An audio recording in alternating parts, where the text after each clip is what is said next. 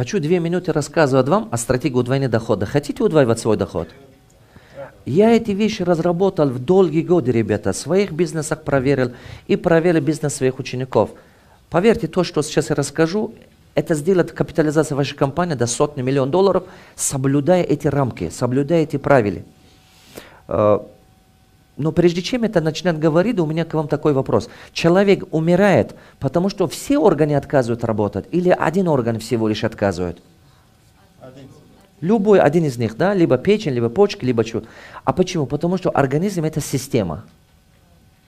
Это означает, что в бизнесе, если в системе какой-то деталь недоделана или не работает, соответственно, система полноценно не могут работать. А сочинение, музыка от чего появляется? Сочетание, приливание нот. То же самое здесь. Если вы хотите создать систему, которая работает, нужно, чтобы многие детали сочетались. Когда не сочетается, результат просто чудо. Это действительно настоящее чудо. Вот. Думаю, что это вам очень сильно поможет. Вот. 5 способов удвоения дохода. Самый первый. Это самая мощная ловушка, в которую люди попадают от того, что не знают. Кто из вас заметил, что когда у вас чуть-чуть доход пойдет, когда чуть-чуть деньги появляются, у людей есть внутренняя тяга владеть что-то. Они начинают деньги вытаскивать, покупать офисы, построить там здания или базы и так далее. Одним словом, они считают, что это, пока деньги есть, что-то надо существенное взять. Даже родители рекомендуют, это бизнес могут подниматься, падать, давай, купи что-нибудь. Да. Один из моих учеников в Чимкенте приходит мне и говорит, наставник, вы мне рекомендуете так, папа настаивает, чтобы делать так. Я сказал, послушай, давай договоримся так. Папа в чем профессионал, ты посоветуешься только в этих областях. Папа чем занимается? Он сказал, врач. Я говорю, вот когда ты болеешь, к нему иди. Давай договоримся так. Это очень важно. Это действительно очень важно. Я сам этой ошибки допустил. То есть получается, что мы из оборота деньги вытаскиваем и вкладываем в активах, чтобы почувствовать, чтобы экономить на аренду или на что-то. А на самом деле это мизер экономить на аренду. Вы согласны? Давайте честно, кто эту ошибку совершил в жизни?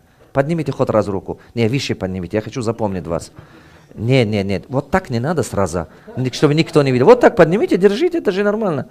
Знаете, оборотные деньги уйдут, а потом ищешь деньги наоборот, или иногда придется дорогие деньги брать, либо придется партнера брать. Это все потом тебе на 2 шага назад.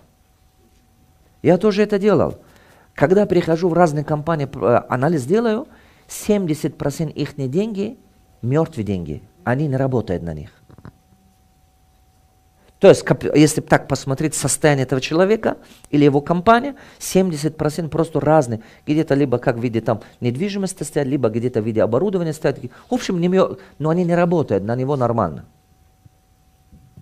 Поэтому первое, что вы должны делать, сделайте так, чтобы у вас пропорция твердые активы и живые оборотные деньги, твердые активы пусть будут 20%, максимум 30%, 70-80% только деньги, которые обороты живет. Всегда арендуйте помещения, не покупайте их, не стройте их. Вот, пропорция держит 10 к 1. 10 арендуйте, одну покупайте. 10 арендуйте, одну покупайте. 10 арендуйте, одну стройте. Все. Я могу гарантию дать, что вы обгоняете ваших конкурентов, и ваша прибыль растет очень быстро. Потому что оборот, который сейчас имеет большую разницу с оборотом, который через 5 лет. Кто понял? Согласны? Обороты, которые 100 тысяч долларов сейчас, живыми деньги обороты, это большая разница через 5 лет. Если вы их не берете оттуда. Но если вы их берете, не будут похожи, как сейчас. Поэтому очень-очень важный момент. Одно из самых важных моментов, вот это, просто у нас у всех, оказывается, есть такое сильное желание, поэтому мы туда попадаем. Вторая вещь, четко управляйте портфель-продуктом. Портфель-продукт. Много людей его не управляют. Бизнес – это управление. Вы не кондуктор, чтобы собрать деньги в автобусе. Бизнес – это управление. Запомните это навсегда. Управление на каждом этапе, то есть разные этапы, на уровне персонала, управление на уровне маркетинга, управление на уровне стратегии, управление на уровне ресурсов, управление на уровне, скажем, производства, управление на уровне бизнес-процессов, управление на уровне продукта. Бизнес – это управление. А управление – это означает, что когда ты точно можешь все измерять, контролировать, и чтобы понимать, что увеличивать, что уменьшить, что сократить и так далее. Портфель продукции. Просто управляя всего лишь правильно портфель продукт, могу уверенно сказать, что у вас от 50% до 800% прибыль растет. Всего лишь даже одну формулу используя. Потому что я же постоянно обучаю людей, потом возвращается, я говорю, что ты начал делать? Он говорит, наставник, все еще не делал, но портфель продукт привел в порядок, или что-то привел в порядок, и вот такой результат. 200%, 300% роста. Супер. А почему? Потому что он просто начал управлять. Раньше это все по самотекам пошел, интуитивно он делал. А теперь он начал понимать. Например, портфель продукта, делайте вот такой анализ. Первый, ABC анализ делайте. Разделите их по категориям. Когда вы разделите их по категориям, А категория хит продаж, Б категория средний продаваемый продукт, С категория мало продаваемый продукт. Не ленитесь, это разделите, делайте. Это важный момент. Иногда люди вам, особенно кто торговлей давно занимается или производит продукт, они большинство говорят, ну это же и так ясно. Не, вы ошибаетесь. Вы говорите, никогда не сравнивайте то, что 20 лет работали, обычную практику не сравнивать с профессиональным знанием. Потому что практика не занимает профессиональные знания. Я это точно понял. Потому что я же встречаю людей, бизнесмены, которые 15, 20, 30 лет работают, но когда профессионально начинают делать, 3 раза, 5 раз их бизнес растет, потому что у них ресурс есть, платформа есть, только когда упорядочишь, на тебе, как выстрелит. Не сравнивайте эти два вещи, это разные вещи. Вот. А теперь хит продаж – это те продукты, которые в течение 20 дней вы продаете. А средний продаваемый – это то, которое за 40 дней продаете. Малопродаемый продукт 60 дней продаете. Это означает, что вы, когда вы ведете технологию, помните, я сказал автоматизацию, когда это все вы ведете туда, полностью программы склада, это все внедряете, автоматически сама программа должна уже приключать категорию товара, когда этот срок проходит. Например, первые 20 дней продавайте нормальной маржой и так далее. Автоматически, когда перейдет на 40 дней, делайте ротацию товара даже в витрине магазина. Даже там делайте этого. Тогда визуально вашим продавцам, вашим командам легче становится. Сразу сделайте такой маршрут продукта внутри вашего бизнеса. Маршрут продукта. А когда 40 дней не продается, дайте скидку на него автоматически. Почему? 40 дней побывает товар у вас в складе или магазине и так далее, уже его себестоимость вырос. Он же место занимает. Он же содержание. А вы зарплату платите, налоги идут, в жизнь уходит, в вашу жизнь. Деньги занимает, капитал занимает. 40 дней не продавался, сразу дайте скидку. Это очень важно. А если 60 дней не продавался, мой совет к вам. Единичный товар держите дальше, 90% таких товаров себестоимость продайте.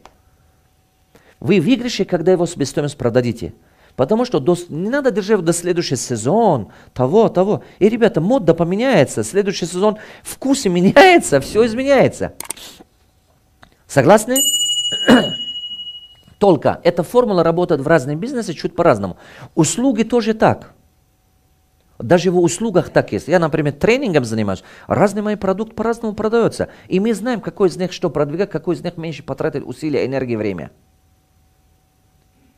Это означает, что постоянно надо измерять. Постоянно. Если вы один раз это делаете, это даст чуть-чуть вам результат. Но когда это вы делаете постоянно каждый месяц, каждый квартал, несказуемый результат дает. Чудо результат дает.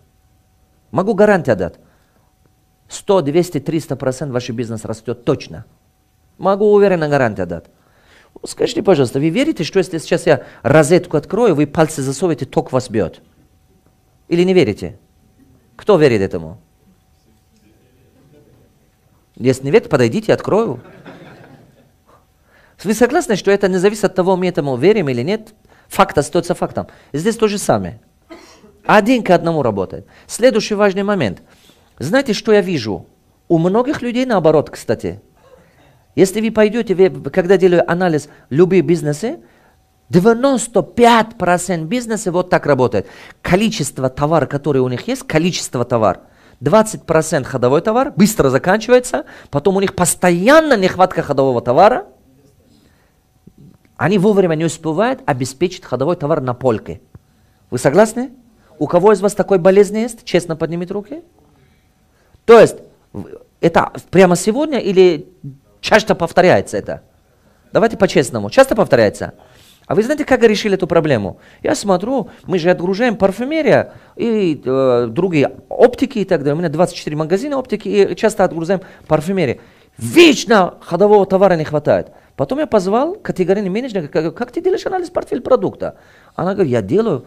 Я говорю, ну ты закажи ходовые товары побольше. Она говорит, я заказываю. Я говорю, почему тогда ты прошел год и ты не решишь эту проблему? Она говорит, не знаю. Я говорю, ну-ка давай принеси мне свой анализ, этот список заказ, который ты делаешь. Она принесла, я начал посмотреть. Например, я вижу, что какой-то продукт, она одну коробку заказывает, какой-то из них 2 коробка, какой-то из них 3 или 4. Получается, что она говорит, видите, я это ходовые 4 раза больше заказываю, и то все равно не хватает. Я сказал, стоп, давай анализируем, скажем, путь, который в данный момент наш продукт проходит. Я начал анализировать и видел, что она товар заказывает, ходовые постоянно не хватает, потом часть из них приходит где-то на средний продаваемый продукт, где-то 40%, а вот 50-60% остается вот такое. Потом я смотрю склады, некоторые товары, которые 2 года назад. Я говорю, подожди, как ты управляешь моим бизнесом? Я тебе зарплату плачу. Она говорит, я все делаю. Я говорю, да, ты работаешь. Я не говорю, что ты бездельничаешь. Разве я так сказал, ты бездельничаешь? Нет. Ты знаешь, футбольная команда, которая выходит на поле, играет в футбол.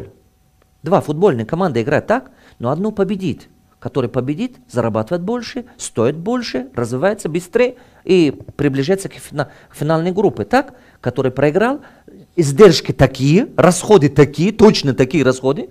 Но извини меня, пожалуйста, они же тоже не бездельничают, они тоже работают, тренируются. Но только по деньгам разница неба и земля. И по времени. Согласны? И по времени. Тогда я начал настаивать наоборот. Я сказал, я хочу, чтобы у меня всегда, каждый раз, когда ты товар заказываешь, 60% товар, который ты заказываешь, должен составлять хит продаж. Это что означает? Это означает, что 1 к 10, 1 к 12. Раньше она 1 к 4 заказала, не хватало. Я потом посмотрю, тира приходит, фура. 80 почти процент это фура, ходовые товары. Я сказал, ты же понимаешь, что ты их все равно продаешь, правильно? А почему бы их побольше не заказать? Это ограничение в твоем сознании. Как она начала так делать, результат пошло круто. 20-30% деньги мы инвестировать начали, вкладывать начали куда? На среднем продаваемый, чтобы ассортимент был. 10% всегда вкладывали на новый продукт, чтобы тестировать. Все, мы навсегда отказываем от малопродаваемых. Как начали это делать, чудесная работа пошла. Вы даже не представляете, как сразу резко поднимется ваш прибыль. Просто не бойтесь увеличивать количество ходового товара. Кто меня хорошо понял, поднимите руки. У кого 2 диплома, тоже, если понял, поднимите руки. Дальше. Ребят, это вам что-то-нибудь дал? Даже если вы производством занимаетесь, делайте этого, пожалуйста. Это вам сильно поможет. Очень сильно поможет. Да? Да. Да. А те продукты, которые мало продаете совсем, по 1 штуке держите и на заказ работайте. На вид держать. Да. Я иногда даже пустые держу. Муляж. Да, одному своему ученику сказал, просто закажи муляж. Закажи макет. А если клиент вдруг говорит, дай мне это закончилось, закажи, я вам привезу. Списки ассортимента же есть. Зачем тебе свои деньги занято держать? Я смотрю, он прилично стоит. Я говорю, да, просто муляж держи, муляж, макет или там пустой коробкой или что-то-нибудь. Потому что редко ты его продаешь. Кто мне понял? Выход? Да. Главное, ассортимент есть? Есть. Хотите? Принесем через столько-то дней. Все, привезите. Быстро закончили, значит? Да, да. Зачем на него держать ваши деньги? Ребята, могу уверенно сказать, что бизнес это управление капитал, ресурсы.